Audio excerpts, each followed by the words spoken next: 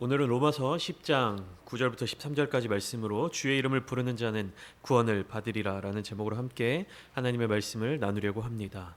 로마서 10장의 이야기로 말씀을 준비하다 보니까 이 내용에 전달해야 될 내용이 굉장히 방대하기 때문에 2주에 걸쳐서 아마 전달하게 될 것 같습니다. 그래서 이 내용도 오늘 전하게 될 내용 그리고 다음 주에 전하게 될 내용이 각각 조금씩 다른 주제가 있지만 결국에는 하나로 접하게 되는 주제가 있습니다. 그러니까 예수 이름의 능력 그리고 구원의 능력이 무엇인지 믿는 자들이 참되게 깨달아야 하고 그리고 믿지 않는 자들에게 그 이름의 능력을 증거하고 전할 수 있어야 한다는 사실이죠. 우리가 신앙생활을 하면서 특히나 처음 신앙생활을 시작할 때 많이 접하게 되는 성경 말씀들이 있습니다. 복음이 무엇인지, 예수님이 누구신지, 신앙생활이란 무엇인지 제대로 알지 못할 때, 그러니까 신앙생활의 첫 걸음을 뗄 때 많이 활용하는 성경 구절들입니다. 그리고 이 성경 구절들은 복음을 알지 못하는, 예수님을 알지 못하는 사람들에게 예수님을 증거하고 전하게 될 때도 많이 사용하게 되는 성경 말씀인데 대표적으로 뭐가 있을까요? 요한복음 3장 16절 같은 말씀이 있겠죠. 하나님이 세상을 이처럼 사랑하사 독생자를 주셨으니 이는 그를 믿는 자마다 멸망하지 않고 영생을 얻게 하려 하심이라. 그리고 또 사도행전 16장 31절 말씀이 있죠. 주 예수를 믿으라 그리하면 너와 내 집이 구원을 받으리라. 에베소서 2장 8절 말씀에서는 이렇게 기록되어 있습니다. 너희는 그 은혜에 의하여 믿음으로 말미암아 구원을 얻었나니 이것이 너희에게서 난 것이 아니요 하나님의 선물이라. 그리고 오늘 본문 마지막 절인 로마서 10장 13절도 있습니다. 누구든지 주의 이름을 부르는 자는 구원을 받으리라. 그런데 우리는 이렇게 접하게 되는 성경 말씀들이 과연 어떤 의미인지 그리고 우리에게 어떻게 다가오는지 곰곰이 생각하고 있는가, 이 점을 오늘 한번 함께 나누어 보고 싶습니다. 여러분들은 이 말씀들 너무나도 익숙하고 다들 암송하고 계실 거예요. 이 말씀을 암송할 때, 말씀을 나눌 때, 말씀을 읽을 때 과연 어떠한 마음으로 받아들이고 계십니까? 많이 접해서 익숙해졌고 그 말씀들이 하나하나 다 핵심적인 메시지와 같이 느껴지기는 하지만 사실 그것이 우리의 삶에, 저의 삶에, 여러분들의 삶에 어떻게 작용하고 있는지, 어떻게 적용되어 있는지 그 부분에 대해서 생각하며 살아가기가 쉽지 않다는 말씀이죠. 오늘 제가 말씀드린 이 여러 가지 본문들, 성경들, 그리고 여기에 제가 말씀드리지 않은 다양한 이 성경 구절, 복음에 대한 핵심적인 이 성경들이 하나하나 다 핵심적인 메시지와 같이 느껴지기는 하는데 사실 각각의 말씀들을 살펴보면 조금씩 다른 것들도 우리가 느껴지게 됩니다. 하나님이 누구신지, 독생자는 또 누구인지, 믿음, 구원, 은혜, 이러한 요소들이 어떤 개념들인지 잘 이해가 되지 않기도 합니다. 하나님의 은혜다, 구원을 받아야 한다, 예수의 이름, 그 능력, 십자가의 보혈, 복음 많이 듣기는 했는데 그것들이 무엇을 뜻하는지, 그러니까 구원에 대해서 이야기하는 이 다양한 요소들이 우리에게 주어지지만 어떤 개념들이 잘 이해가 되지 않을 때도 있습니다. 어디 성경에서는 구원은 그저 주어지는 선물이라고 이야기하기도 하고 어디에서는 믿어야 구원을 받을 수 있다라고 이야기하고 또 오늘 본문과 같은 구절에서는 주의 이름을 부를 때 구원을 받는다 이렇게 이야기하는 등 처음 신앙생활을 시작할 때부터 우리의 어떤 개념을 잘 이해시키지 못하는, 어렵게 만드는 그러한 요소들이 있는 것 같습니다. 사실 오래 신앙생활을 해온 분들이야 너무 익숙하고 눈 감아도 술술 암송하실 수 있는 성경 말씀들이지만 여러분 한번 잘 살펴보십시오. 이 말씀들이 과연 정말 쉽고 간단한 메시지인지, 아니면 너무 많이 접하고 익숙해져서 우리가 무뎌지고 쉽게 느껴지는 것은 아닌지 이 여러분들의 삶의 모습들을 한번 돌이켜 살펴보셨으면 좋겠습니다. 우리가 익숙한 것을 쉽다라고 생각할 때가 있어요. 근데 우리가 이 복음의 메시지가 깊이 담겨져 있는 이 성경 말씀들을 볼 때 우리는 결코 이것을 쉽게 생각해서는 안 됩니다. 하나님이 우리에게 선물로 주셨다고 해서, 거저 주어지는 것이라고 해서, 믿음으로 얻어진다고 해서 이것이 쉽게 우리에게 주어지고 쉽게 얻을 수 있는 것은 아니라는 사실이지요. 미국의 어느 성도가 남편을 일찍 여의고 하나 있는 아들과 함께 살아가고 있었습니다. 이 아들이 자라서 미국 동부의 어떤 이제 명문 대학교를 다니고 있던 중에 한국 전쟁이 발발해서 군인으로 이 한국 전쟁에 참여하게 되었습니다. 얼마 후 금화지구 전투에서 이 아들이 부상당했다는 소식이 전해져 오게 되었습니다. 그래서 이제 교회에 모여서 온 교인이 이 아들을 위해서 그리고 한국 전쟁에 참여한 이 군인들을 위해서 함께 기도하는 시간을 가졌다고 합니다. 그런데 그렇게 열심히 기도하고 했는데 얼마 후 이 부인에게 돌아온 통보는 아들의 사망 소식이었습니다. 아들이 전투에서 전사했다라는 이 소식이었습니다. 부인의 마음속에 정말 좌절하는 마음으로 이런 질문이 생겼다는 겁니다. 도대체 어떻게 이런 일이 있을 수 있는가? 그래서 이 부인은 목사님에게 한 맺힌 편지를 써서 보냈다고 합니다. 목사님, 한 가지 궁금한 것이 있습니다. 그 전능하시고 기적을 베푸시고 모든 일을 다 이루시는 하나님께서 저와 목사님과 그리고 많은 성도님들이 이 교회에 모여서 함께 기도하고 있을 때, 그렇게 간절하게 기도하고 있을 때, 그리고 아들이 그 부상으로 말미암아 고통 중에 있을 때 하나님께서는 무엇을 하고 계셨습니까? 주님께서는 무엇을 하고 계셨습니까? 저는 이것이 너무나도 궁금합니다. 그 답을 알고 싶습니다. 이렇게 편지를 써서 보냈다고 하는 것입니다. 그래서 이 편지를 받은 목사님은 어떻게 대답을 해야 도저히 답이 찾아지지 않아서 답답한 마음에 성경만 계속 이렇게 찾고 살펴보고 있었다고 합니다. 그러면서 이제 눈물로 이 목사님도 하나님께 질문하며 기도하는 거예요. 하나님, 우리가 눈물로 기도할 때 하나님, 당신은 어디에 계셨습니까? 무엇을 하고 계셨습니까? 이 기도를 하다가 어느덧 아침이 되었을 때 목사님께서 하나님께서 주시는 어떤 마음이 있어서 얼른 이제 메모지를 들고 그 마음을 받아 적기 시작했다고 합니다. 그리고 그 메모지에 적고 나서 이 메모에 담긴 내용, 하나님의 마음을 이 부인에게 전달해 주셨다고 합니다. 어떤 내용이냐 하면 목사님이 이렇게 말씀하셨대요. 당신과 우리가 간절히 기도하고 있을 때, 아드님이 병원에서 고통 가운데 죽어가고 있을 때 하나님이 무엇을 하셨는지 저는 잘 모르겠습니다.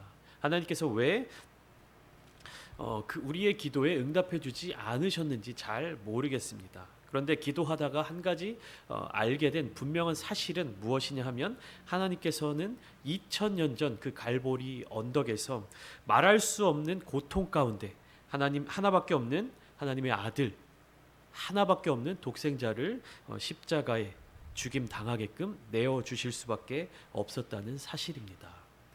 우리가 기도할 때 하나님이 무엇을 하셨는지는 저는 모르겠지만 2000년 전 그날 하나님은 가장 큰 고통 가운데 자신의 하나밖에 없는 아들을 십자가에 내어 주셨습니다. 목사님의 말씀을 듣는 도중에 이 부인의 마음에 한 줄기 빛이 비치는 것이 느껴졌습니다. 그날 아침은 늘 맞이하던 아침이 아니었습니다. 하나님이 세상을 이처럼 사랑하사 독생자를 주셨으니, 너무나도 익숙하게 알고 있었던 성경 말씀, 늘 듣던 말씀이었지만, 잘 알고 있던 말씀이었지만 그날은 달랐습니다. 그렇게 많이 듣고 잘 안다고 생각했었는데 아들이 알지도 못하는 그 한국에서 발생한 그 전쟁에서 한 민족을 위해서 죽고 난 다음 아들을 내어주신 그 복음이 이 부인에게는 정말 절절하게 다가왔던 것입니다. 이것이 하나님의 마음이었구나. 이것이 아버지 되신 하나님의 마음이었구나. 그렇게 느껴진 하나님의 마음, 그 복음 때문에 이 부인의 삶은 바뀌게 되었습니다. 아들만 바라보고 살아가던 그 삶 속에서 아들과 같은 그 젊은 나이, 젊은이들이 외지에 전 세계의 선교사로 헌신하며 나아가는 그 모습들을 보며 그들을 후원하고 지원하는 삶을 살아가기 시작했다라고 하는 사실입니다. 저와 여러분들도 예수 그리스도의 복음에 대해서 수도 없이 또 많이 들어보았을 것입니다. 그러나 그 복음이 나의 인생을 바꾸었는지, 나의 마음을 바꾸었는지, 나의 생각을 바꾸었는지, 이것을 우리는 분명하게 확인해야 합니다. 여러분이 들었던 그 놀라운 복음, 하나님의 사랑, 그리고 예수님의 십자가, 그것으로 말미암아 여러분들의 삶이 변화되셨습니까? 그리고 그 변화된 삶이 여러분들에게 기쁨으로 다가오십니까? 상황과 환경을 뛰어넘는 그런 기쁨을 날마다 누리고 계시는 것입니까? 여러분들의 삶이 이 하나님의 사랑, 예수 그리스도의 사랑으로 가득 차 계십니까? 로마서는 바울이 로마에 있는 그리스도인들에게 보낸 편지 서신입니다. 바울은 이 편지에 예수 그리스도의 복음의 정수들을 가득 담아서 보냈습니다. 그리고 바울은 이 편지에서 복음에 대해서 전달하는 데 있어 가장 핵심적인 메시지로 의를 가르쳤습니다. 의로움, 정의라고 하는 단어에서도 사용되는 이 의가 어떻게 복음에서부터 연결되며 또 이 의를 어떻게 이루어 갈 것인지가 로마서의 핵심입니다. 그렇게 바울은 의가 무엇인지, 의를 이루었을 때 어떤 일이 일어나는지에 대해서 함께 이해할 수 있도록 편지를 써 나갑니다. 그렇다면 바울이 이야기하는 의란 무엇인가? 쉽게 이야기하면 구원받을 수 있는 자격, 구원받을 수 있는 그러한 상태를 의미합니다. 바울에 의하면 이 의라고 하는 것은 두 가지 종류가 있다고요.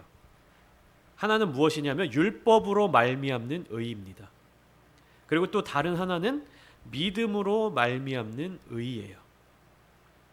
오늘 본문 바로 앞절인 로마서 10장 5절부터 8절까지 말씀을 통해 바울은 율법으로 말미암는 의와 믿음으로 말미암는 의의 차이에 대해서 이야기를 하고 있습니다. 예수님이 오시기 전까지 유대인들은 이 율법으로 말미암는 의, 율법으로 이룰 수 있는 의에 대해서 집중하며 살아왔습니다. 그러니까 마치 시험을 봐서 정답을 많이 맞힌 사람이 좋은 성적을 받고 더 똑똑한 사람으로 생각되는 것처럼 그들은 이 율법을 더 잘 지키는 사람, 율법을 더 많이 알고 있는 사람, 이런 사람을 의로운 사람이라고 생각했습니다. 그래서 점점 어떤 모습으로 변해가냐 하면 하나님께서 모세를 통하여 주신 그 율법들 그리고 계명들을 점점 복잡하고 난해하게 만들어가기 시작했습니다. 의가 무엇이죠? 그러니까 구원받을 수 있는 자격, 구원받을 수 있는 상태라고 말씀드렸어요. 근데 율법을 가지고 의에 다다를 수 있다라고 생각을 하니까 어떻게 되는 겁니까? 율법을 더 잘 지키는 사람이 구원에 더 가까운 사람이다. 그러니까 더 뛰어난 사람이다, 더 훌륭한 사람이다, 이렇게 생각을 했던 것이겠죠.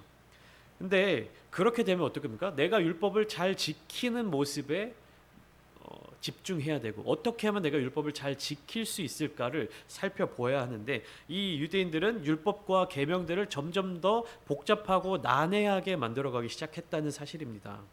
왜 그렇습니까? 하나님의 마음에 대해서 잘못 이해하고 잘못 적용했기 때문입니다. 이 사람 유대인들이 이렇게 생각한 거예요. 나는 이 어려운 율법들을 다 알아. 저 사람들은 이 율법이 뭔지도 잘 몰라. 저 사람들을 봐. 율법도 제대로 못 지키면서 무슨 의인이 되겠어. 나는 이렇게 어렵고 복잡한 모든 율법들을 다 잘 지키는 사람이야. 라고 하는 마음들이 생겨나기 시작한 것입니다. 모든 사람들이 다 시험에서 100점을 맞으면 어떻습니까? 누가 더 똑똑한 학생인지 누가 더 공부를 잘하는 아이인지 잘 모르잖아요. 그렇기 때문에 선생님들이 변별력을 넣기 위해서 시험의 난이도를 조정합니다. 그것은 무엇입니까? 시험은 점수를 내서 그 점수대로 순위를 매기는, 그러니까 줄을 세우는 것을 목적으로 하고 있기 때문에 변별력을 집어넣게 됩니다. 그런데 구원이라 하면 무엇이죠? 하나님의 뜻에 의해서 받게 되는 거예요. 그러면은 이 구원의 기준은 하나님의 뜻 가운데로 이루어져야 한다라는 사실입니다. 이 율법을 난해하게 만들고 율법을 어렵게 만드는 사람들의 생각과 마음은 어떤 것입니까?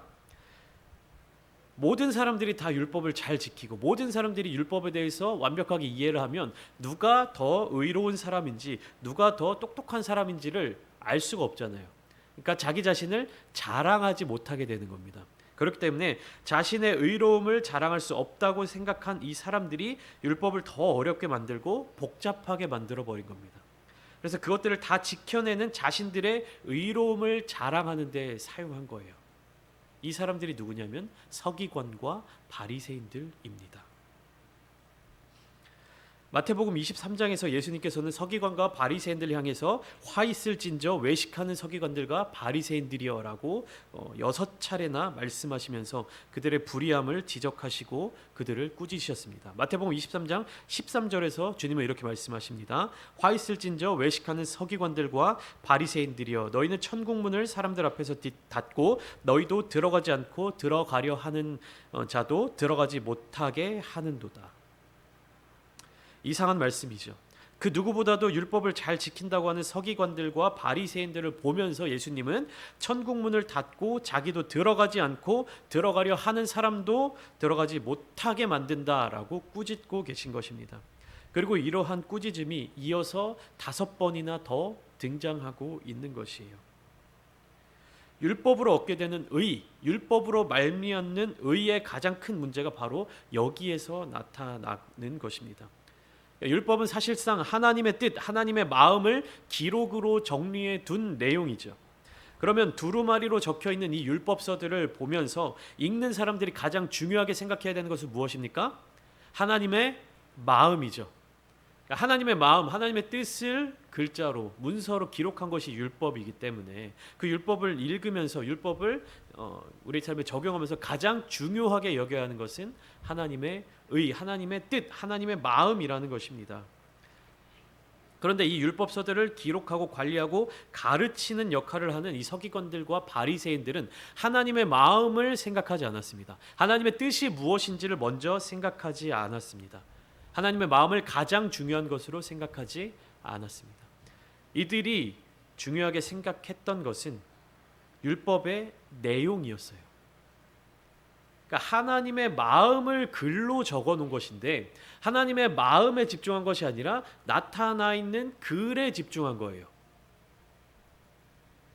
그렇기 때문에 이 사람들은 하나님의 마음을 제대로 알지 못했습니다. 하나님의 마음은 어떤 것이었냐면 모든 사람들에게 구원이 이르고 모든 사람들이 구원에 이르고 모든 사람들이 구원을 얻는 것, 이것이 하나님의 뜻이었고 하나님의 마음이었습니다. 그러니까 모든 사람들에게 하나님의 마음이 쉽게 전달되는 것이 하나님의 뜻이었는데 이것을 서기관들과 바리새인들이 어떻게 한 겁니까? 어렵고 복잡하게 만들어서 아무나 하나님의 마음, 아무나 하나님의 말씀을 접하지 못하게끔 막아버린 겁니다. 무슨 얘기예요? 선생님은 모든 학생들이 다 100점 맞고 좋은 성적을, 높은 성적을 받기를 원해서 굉장히 쉬운 문제를 내줬는데 중간에 반장이 이거는 나만 내가 공부 열심히 하고 내가 더 좋은 성적 받고 내가 선생님께 칭찬 듣고 내가 대단한, 내가 모범생이라는 것을 자랑해야 되기 때문에 이 난이도 쉬운 내용들을 학생들에게 전달할 때, 반 친구들에게 전달할 때 어렵고 복잡하게 전달하는 것과 마찬가지인 것입니다. 근데 문제는 무엇입니까? 그 전달자 역할을 한 서기관과 바리새인들 자신들조차 하나님의 마음을 깨닫지 못했기 때문에 다른 사람들도 의에 도달하는 것을 어렵게 만들었을 뿐만 아니라 그 자신들도 하나님의 마음에 가까이 나아가지 못하게 된 거예요. 바울은 또한 디모데전서 2장 4절을 통해 이렇게 말하고 있습니다. 하나님은 모든 사람이 구원을 받으며 진리를 아는 데에 이르기를 원하시느니라. 하나님은 모든 사람들이 구원을 받기를 원하세요. 그 진리에 이르기를 원하시는 것. 이것이 하나님 아버지의 마음입니다. 이것이 하나님의 뜻입니다. 그러니까 하나님은 모든 사람이 구원을 받으며 모든 사람들이 진리를 아는 데 이르기를 원하시는데 그렇기 때문에 예수 그리스도를 이 땅 가운데 보내주신 것이죠. 무엇입니까? 모든 사람들이 구원을 받기 위해서는 이 구원의 조건이 어렵거나 복잡하면 안 됩니다. 간단하고 명료해야 됩니다. 그러니까 서기관들과 바리새인들처럼 나만 알고 나만 구원받기 원하는 사람들은 구원의 조건을 점점 더 어렵고 복잡하게 만들어 버렸지만 하나님께서 알려주신 것은 무엇입니까? 쉽고 확실한 방법으로 알려주신 거예요. 하나님께서 우리에게 구원에 대해서 알려주신 것은 확실한 거예요. 이렇게 베베 꼬이고 여기저기 돌아가고 해석해야 되고 이런 것이 아니고 또 간단하고 쉬운 것입니다. 오늘 본문은 이렇게 시작하고 있는데 한번 보실까요? 9절 말씀입니다. 내가 만일 내 입으로 예수를 주로 시인하며 또 하나님께서 그를 죽은 자 가운데서 살리신 것을 네 마음에 믿으면 구원을 받으리라. 어떻게 하면 구원을 받는다고 이야기합니까? 예. 구원을 받는 조건 두 가지를 명확하게 말씀해 주고 계십니다. 그리고 그 순서까지도 알려주고 계셔요. 맨 먼저 무엇을 합니까? 네 이름으로 예수를 주로 시인하는 것. 그리고 그 다음으로 하나님께서 그를 죽은 자 가운데서 살리신 것을 마음에 믿으면 구원을 받는다는 사실입니다. 이 두 가지. 여기에 모이신 많은 분들이 예수님은 나의 구주이십니다. 예수님은 나의 주인이십니다. 라는 고백을 하셨을 것입니다. 이 고백을 통해서 우리는 구원의 문으로 들어서게 되었습니다. 그러나 이 고백만 가지고는 구원이 완성되지 못합니다. 그러니까 9절 말씀을 보면 내 입으로 예수를 주로 시인하거나 하나님께서 그를 죽은 자 가운데서 살리신 것을 믿으면 구원을 받는다라고 이야기하지 않아요. 그러니까 두 가지를 이야기하는데 앞에서 이야기한 것이나 뒤에서 이야기한 것이나 둘 중에 하나만 해도 너는 구원을 받는 거야. 이렇게 이야기하고 있지 않습니다. 뭐라고 얘기하고 있느냐? 내 입으로 예수를 주로 시인하며 또 하나님께서 그를 죽은 자 가운데서 살리신 것을 믿을 때에, 그러니까 또라는 단어가 들어가 있죠. 앞에 이렇게 9절 보시면 자 이렇게 한번 체크해 보시면 내가 만일 내 입으로 예수를 주로 시인하며 예수를 주로 시인했습니다. 예수님은 나의 주인이십니다. 예수님은 나의 주님이십니다. 입으로 시인했습니다. 그것으로 끝나는 것이 아니라 또 하나님께서 그를 죽은 자 가운데서 살리신 것을 마음에 믿으면, 그러니까 두 가지가 이어져야 된다라는 거예요. 하나로 끝나서도 안 되고 둘 중에 하나만 있어서도 안 되고 반드시 어떻게 돼야 됩니까? 예수를 주로 시인하고 그리고 믿어야 합니다. 이 두 가지 조건 모두를 충족시켜야만 구원에 이르게 되는 것이에요. 그런데 많은 사람들이, 그리스도인들이 입으로 시인하는 것으로 구원이 완성된다고 생각합니다. 입으로 시인하는 것만으로 끝났다라고 생각을 해요. 예수님은 나의 주님이십니다 라는 이 말 한마디로 구원을 받았다라고 생각을 합니다. 그러나 그것만으로는 구원받은 것이 아닙니다.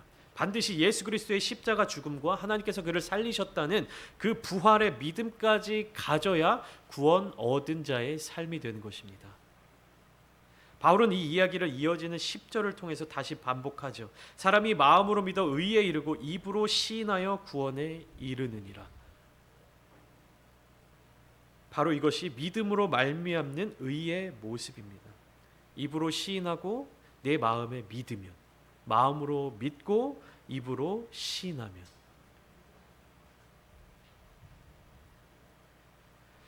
우리가 신앙생활을 하면서 오해하는 것 중 하나가 무엇이냐면 믿음으로 구원에 이른다고 하는 말을 듣고는 이 믿음을 완성형이라고 생각한다는 것에 있어요. 믿음으로 구원에 이른다. 그러니까 믿음이 한번 믿으면 완성된다라고 생각을 하기 쉽습니다. 그러나 믿음은 완성형이 아니라 진행형이에요. 계속 되어야 하는 것입니다. 완성형은 무엇이냐면 믿음이 아니라 구원인 거예요. 구원이 완성된 거예요. 예수 그리스도께서 이루신 구원은 단번에 완성된 구원입니다. 그리고 이 믿음은 진행되어야 되는 거예요.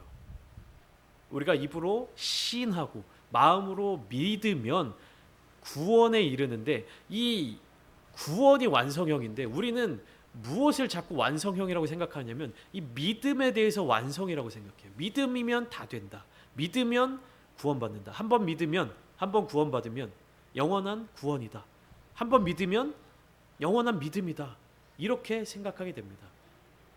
하지만 우리가 올바르게 똑바로 알아야 될 사실은 무엇이냐면 완성된 것은 믿음이 아니라 구원인 거예요.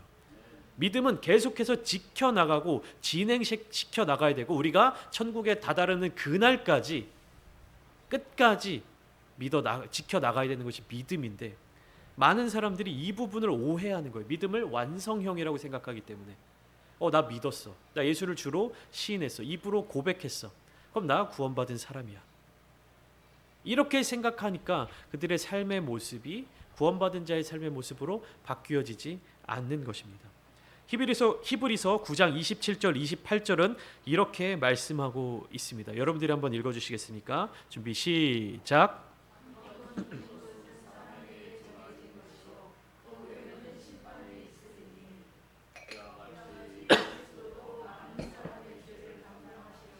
단번에 들이신 바 되셨고 구원에 이르게 하기 위하여 죄와 상관없이 자기를 바라는 자들에게 두 번째 나타나시리라.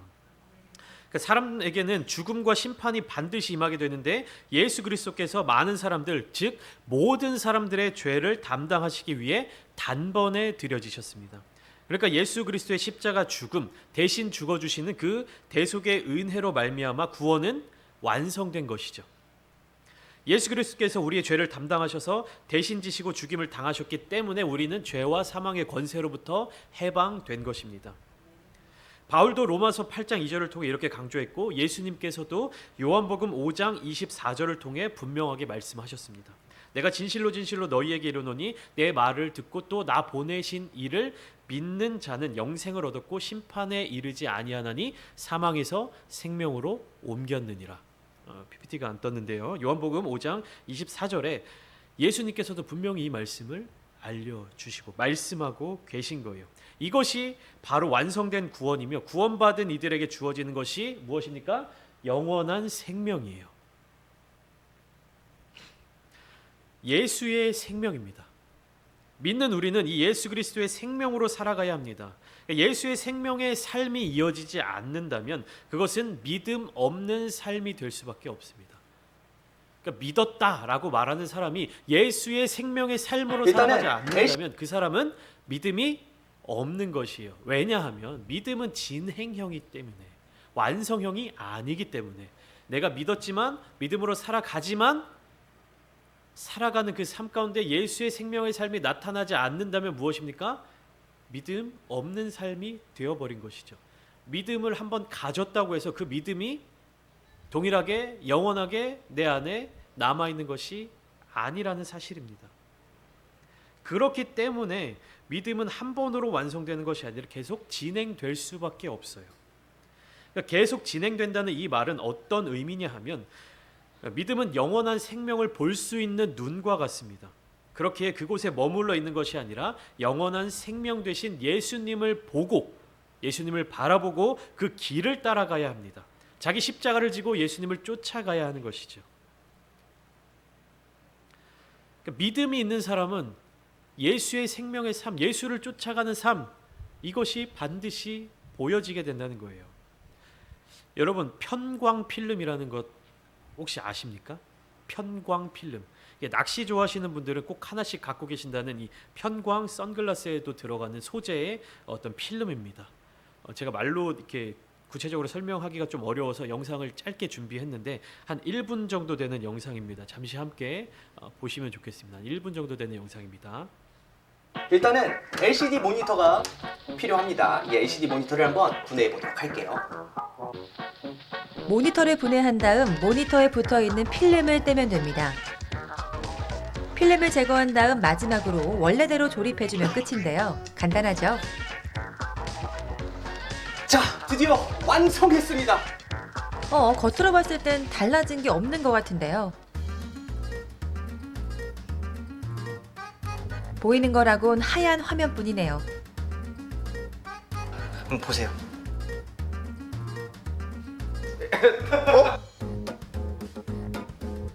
분명 아무것도 보이지 않았는데요. 모니터에서 벗겨낸 필름으로 안경을 만들어서 보니 화면이 보이는 이유는 편광 필름 때문입니다. 그럼 편광 필름은 어떤 원리일까요? 자연광은 임의의 방향으로 진동하면서 진행을 합니다. 자연광을 특정 방향으로만 진동하면서 진행하게끔 만들어주는, 빛을 걸러주는 역할을 하는 광학 부품을 편광판이라고 합니다. 예, 이게 편광 필름이고 편광판이라고 합니다. 이 마지막에 표 보셨죠?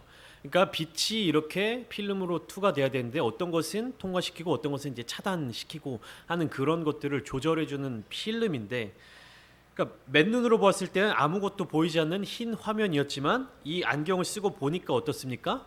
보이지 않았던 것들이 보이게 되는 것이죠. 화면에 있는 내용들이 다 잘 보입니다.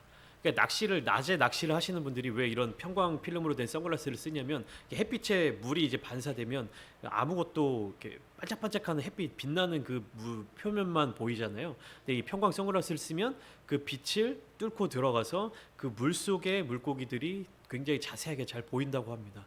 그러니까 유튜브에 편광 선글라스 한번 검색해 보시면 낚시하시는 그 분들이 그 효과를 보여주는 그 영상들이 몇 개 있더라고요. 뭡니까?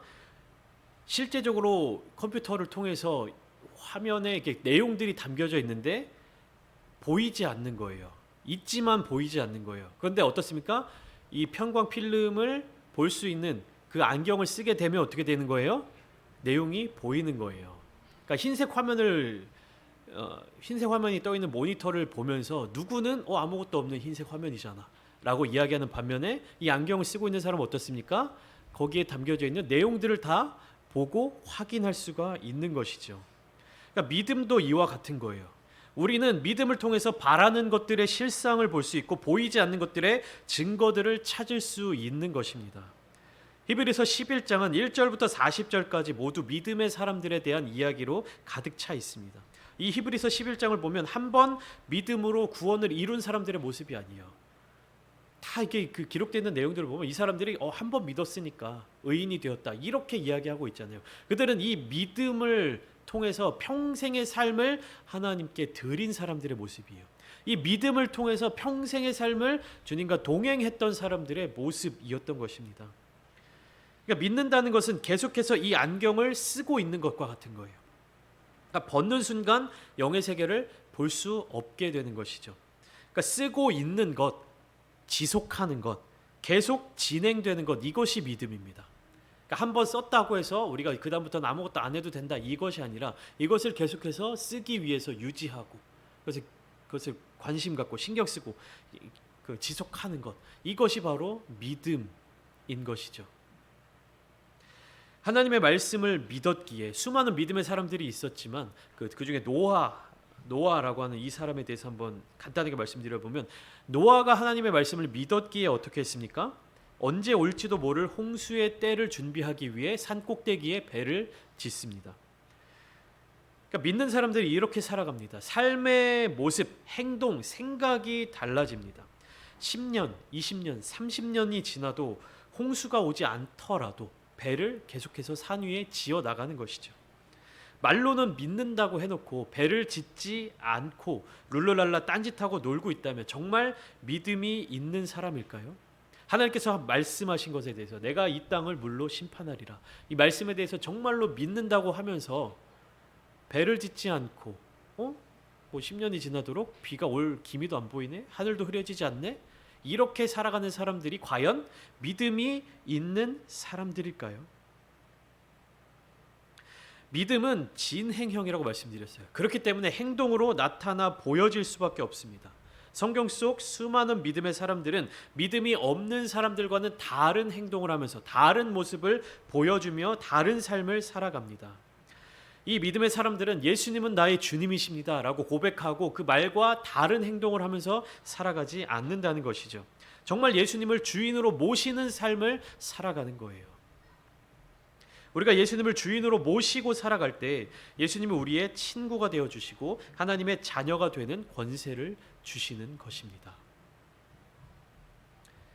여러분 어떻습니까? 여러분들 예수님을 다 주인으로 고백하셨습니까? 예수님을 구주로 영접하셨습니까? 예수님은 나의 주님이십니다. 그리고 예수님은 나의 주인이십니다 라고 고백하셨습니까? 그러면 여러분들의 삶의 모습, 그 모습이 예수님을 주님으로 모시는, 예수님과 함께 살아가는 그 삶의 모습으로 반드시 나타나야 되는 거예요.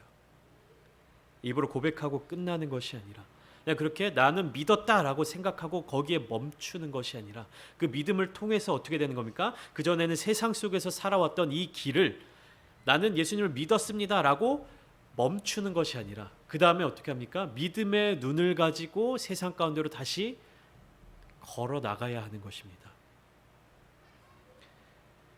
예수님을 주인으로 모시지도 않고 우리가 예수님을 친구처럼 대하면 안 됩니다. 그러니까 예수님을 구주로 영접하지도 않고 우리가 하나님의 자녀인 것 마냥 행해서는 안 됩니다. 너무 이상하죠. 너무 건방진 모습이 되어버리잖아요. 그러니까 요한복음 15장 14절에 예수님이 이렇게 말씀하셨습니다. 너희는 내가 명하는 대로 행하면 곧 나의 친구라. 예수님이 명하는 대로 행하지도 않으면서 예수님을 친구처럼 대하면 주님이 아마 이렇게 말씀하실 겁니다. 너 뭐야? 너 누구야? 너 누군데 나랑 친한 척이야? 그러니까 사람들은 너희는 내가 명하는 대로 행하면 곧 나의 친구라 라고 말씀하신 예수님의 이 말씀 중에서 나의 친구라 요것만 가져와요. 요것만 봐요. 근데 그 전제 조건이 뭡니까? 내가 명하는 대로 행하면 곧 나의 친구라. 사랑하는 성도 여러분, 우리의 삶을 돌아보길 원합니다. 여러분들의 삶을 돌이켜 보셨을 때 예수 그리스도 때문에 기쁨과 감사와 사랑이 충만하십니까? 그 믿음을 통해서 예수 그리스도를 주로 영접하는 그 삶을 살아가시는 것에 있어서 기쁨이 넘치시고 내가 예수님을 주님으로 영접했기 때문에 감사가 넘쳐나십니까? 아니면은 예수님을 구주로 영접하고 나서 이거 아닌 것 같은데 예수님을 주인으로 모시고 살아가는 이 삶 뭔가 불편한 것 같은데 뭔가 귀찮은 것 같은데 뭔가 어려운 것 같은데 혹시 이런 마음이 드십니까? 그렇기 때문에 기쁨도 감사도 사랑도 없이 그냥 모양만 유지하는 그런 신앙생활을 겨우겨우 이어가고 계시지는 않으십니까? 만약 세상적인 어려움과 감정적인 문제 등으로 인해서 마음이 굳어지고 아무런 감동이 없고 깊은 절망 가운데로 빠져 들어가는 것만 같은 분이 계시다면 주님의 이름을 부르십시오.